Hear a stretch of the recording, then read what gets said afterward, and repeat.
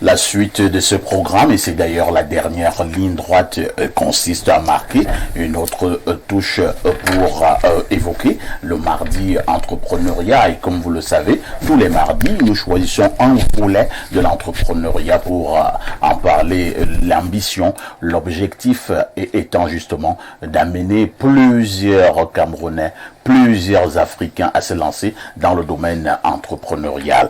Ce matin, le sujet posé sur la table porte sur l'impact ou alors l'influence de l'Église sur l'entrepreneuriat en Afrique. Et comme toujours, nous allons d'abord passer la parole à notre expert en entrepreneuriat. Il s'agit de Joseph Zambo. Joseph Zambo qui est donc avec nous. Joseph Zambo, vous nous plantez le décor.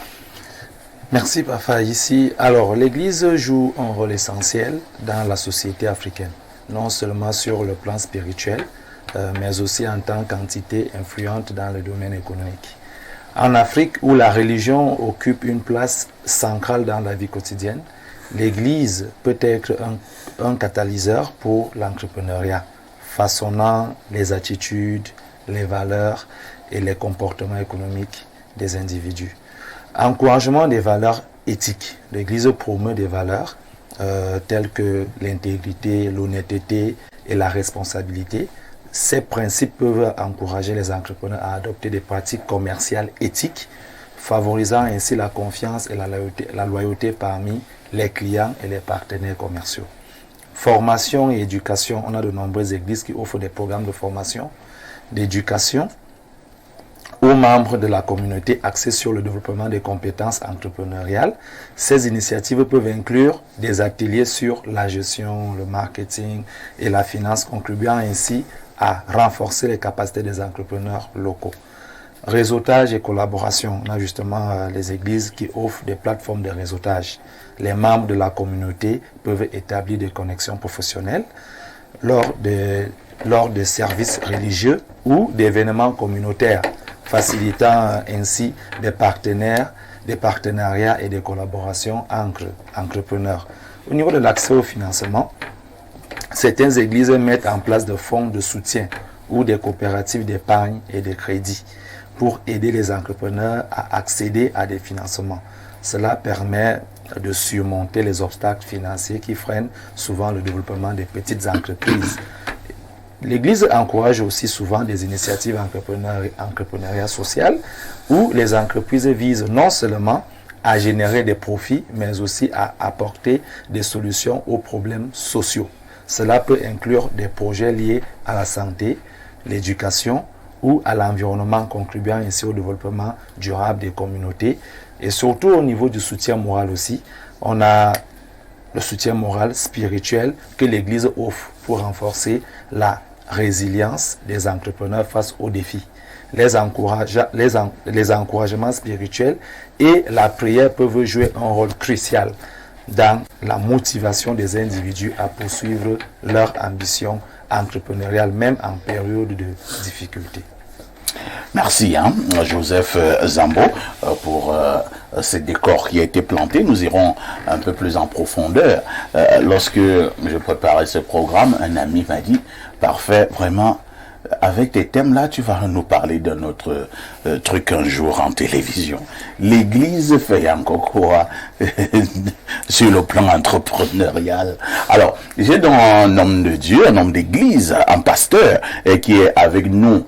Comment l'Église peut impacter le domaine entrepreneurial en Afrique?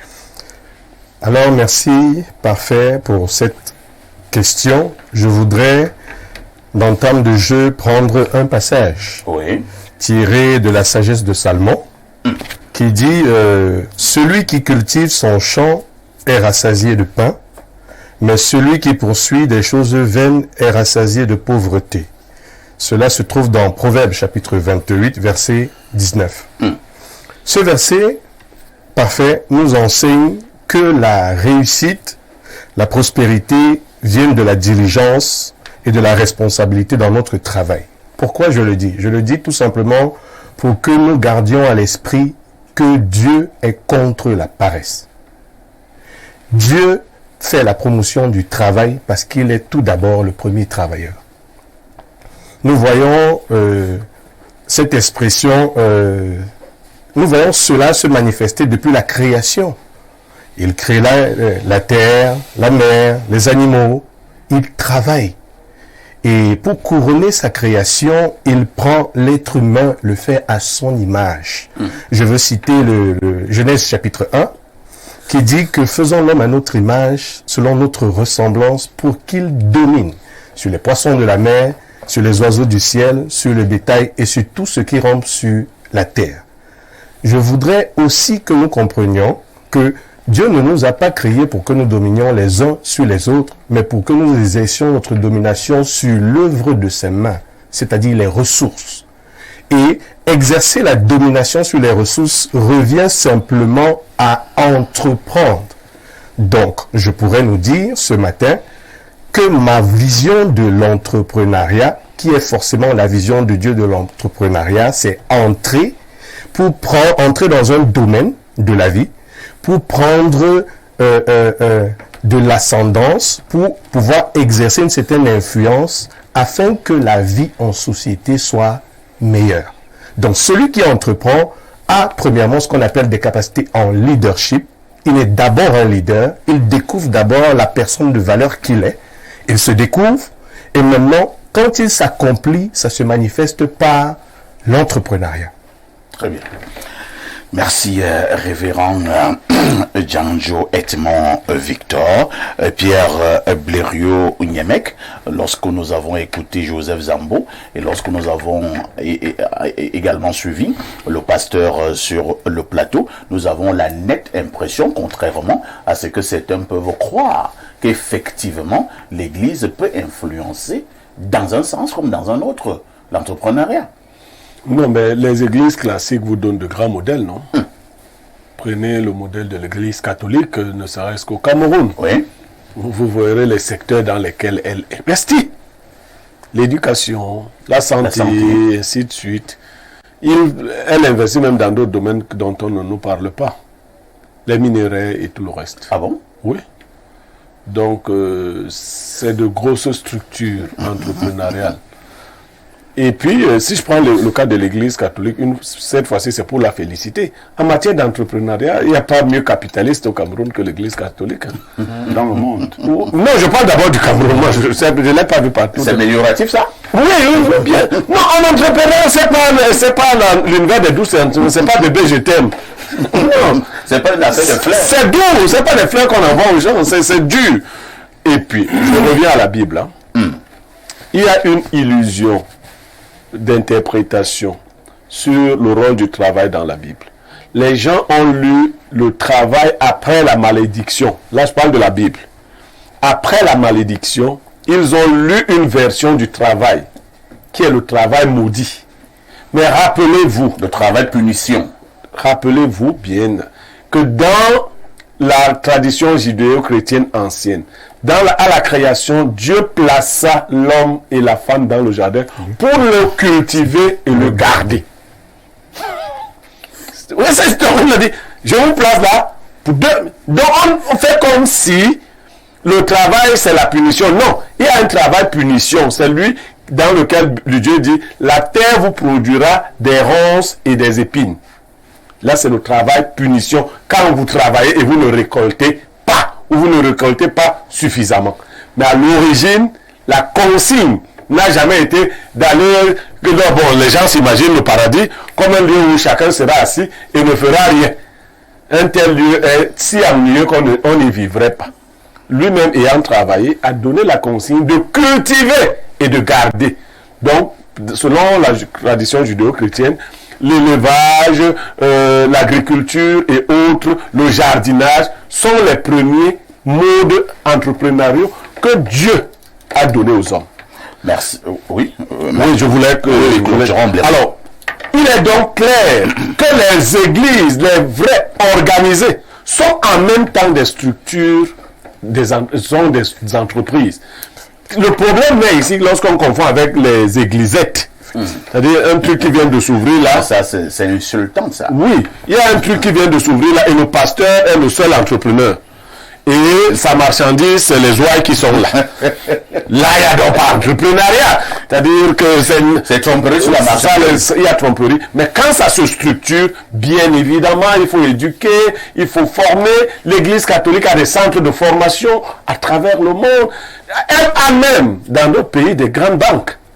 C'est que les gens... Ouais, les catholiques ont des banques importantes dans le monde. D'ailleurs, dans tout.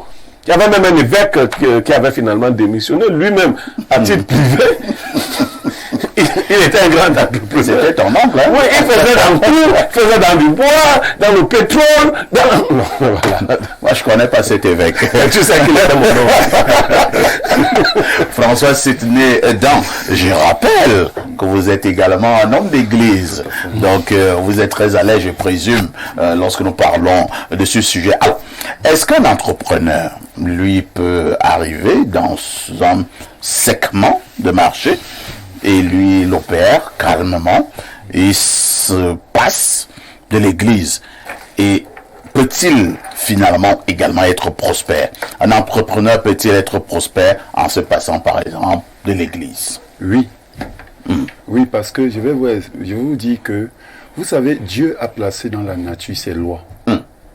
Lorsque vous respectez les lois de Dieu, que vous le croyez ou pas, ces lois auront un impact dans votre vie. Je vous prends un exemple. Par exemple, on dit que celui qui sème récolte. Ok? Que vous croyez en Dieu ou pas, si vous s'aimez, vous allez récolter. C'est ça que je dis. Mais maintenant, ce que je sais, c'est que si vous vous attachez pas à l'église, mais à Dieu, parce que justement, il y a des églises très gênantes. Ah bon? Oui. Il y a des pasteurs qui font un travail vraiment satanique. Oh là là. Comment un pasteur peut faire un travail satanique? Je pèse mes mots. Je prends un exemple simple. Vous voyez un pasteur qui, lorsque peut-être un fidèle est malade, lui dit que non, il faut uniquement prier sans aller à l'hôpital. Tout à fait. Et ça, c'est un démon. Mais quand le pasteur lui-même est malade? Parfois, il court à l'hôpital, mais sans dire aux fidèles. Parfois, il appelle le médecin chez lui. Oui, parfois, il appelle le médecin. Vous voyez un peu. Lui, il s'est fait injecter, voilà. Il fait infusion. Voilà. Vous voyez un pasteur qui, lui, ne fait rien. Vous voyez un peu. Et il veut être à l'aise. Moi, je suis contre ça. Moi, je pense pas que... Vraiment, moi, je crois que lorsqu'un homme aime Dieu, la première des choses, c'est que c'est un bosseur. Je prends l'exemple sur moi-même. Et maintenant, il est honnête. Ok? Il évite des actes qui vont salir le nom de Dieu. Mais la paresse, vous-même, vous savez que la paresse n'a jamais été encensée en quelque lieu que ce soit. Vous voyez, on parle aujourd'hui, Blériot parlait de l'église catholique. C'est vrai. L'église catholique ne blague pas avec l'argent. L'église catholique est partout. Là, maintenant, on ne parle pas de la parole de Dieu. On n'est pas sur la parole, on est sur l'entreprise. Comment est-ce que l'église catholique veut s'enrichir à tout prix? Et moi, je pense que c'est bien, mais pourvu que l'on fasse ça selon les règles sociétales. Voilà, donc... on a même souvent dit que le Vatican était l'État le plus riche du monde. Hein? Je crois que ça doit être vrai. Je crois que ça doit être vrai, je peux encore vérifier. Duval est balayé. Lorsque Joseph Zambono plantait le décor tout à l'heure, il a parlé de l'église et du réseautage. Alors, si je suis dans une grande église où nous avons beaucoup de fidèles, j'ai décidé de mettre sur pied une marque, peut-être d'habits, une marque, je ne sais pas de quoi. Est-ce que mon église ne sera pas ma principale cible? Pas la principale, ma première cible. Il est évident, parfait, ici que les premiers clients seront d'abord les frères et les sœurs de l'église. Maintenant, nous parlons d'entrepreneuriat, nous parlons de l'église. Tout à fait. Vous pensez qu'il y a un meilleur entrepreneur en Afrique que l'église? Ah bon? Il n'y a pas. Regardez ce que l'église a réussi en Afrique. L'église est entrée en Afrique avec un projet. Et ce projet a pris corps. Jusqu'à aujourd'hui, ce projet est très loin de tomber en faillite. Que ce soit les églises classiques, c'est-à-dire catholiques, adventistes, protestantes que nous connaissons, que ce soit les nouvelles... D'ailleurs, les nouvelles églises aujourd'hui font du copie, n'est-ce pas, ce qu'ils ont vu des églises classiques, sans toutefois peut-être avoir les mêmes moyens et avec d'autres méthodes qui sont peut-être plus... plus exposé, c'est-à-dire, vous voyez un pasteur, le gars a dit tout à l'heure que il parlait des petites églisettes en parlant qui n'arrivent pas à faire des affaires, mais ils font des affaires. Le pasteur qui met son huile d'onction et qui met sa photo sur la bouteille et qui vend une petite bouteille à 5 000, c'est une entreprise qu'il crée. Sauf que ses clients sont ses fidèles justement, mais lui se fait des bénéfices à partir, n'est-ce pas, ils vendent quelque chose. Ils vendent des choses qui tirent de la parole de Dieu, ils vendent des choses qui tirent de la Bible, ils vendent des produits. Donc, je veux dire que aujourd'hui, quand on parle d'entrepreneuriat de l'Église, il n'y a pas plus grand entrepreneuriat en Afrique que les églises. Si on vous dit ce que les églises produisent en Afrique pour leur siège, je ne veux pas citer une église particulièrement, mais c'est en termes de milliards, des milliers de milliards qui partent de l'Afrique, des pays africains vers les sièges de ces églises-là. Donc, tu as posé une question sur le réseau. Il est clair aujourd'hui qu'il y a des entreprises, même si tu n'es pas de l'église, tu ne peux pas travailler là-bas. Ah bon? Oui. Bien sûr. Bien sûr. Il y a des entreprises. C'est-à-dire que il y a des entreprises. Mais tu peux venir, tu te convertis. Voilà. Mais si tu viens, voilà. Si tu entres, tu deviens de l'église et tu deviens frère. Tu des échelons. Donc, en termes de résultats, il y en a qui ont prouvé que le meilleur moyen peut-être de faire affaire, c'est justement les églises, et même en politique. Nous avons l'exemple aux États-Unis. L'actuel président des États-Unis a utilisé le réseau de son église. C'est vrai, c'est un homme d'affaires, mais il s'appuie aussi sur le réseau de son église. Donc l'église aujourd'hui est un réseautage qui ne dit pas de nom, que ce soit pour les affaires que pour d'autres choses que les uns et les autres veulent bien entreprendre. Merci Duval. Bonjour Perfecto. Et là nous sommes au 213, c'est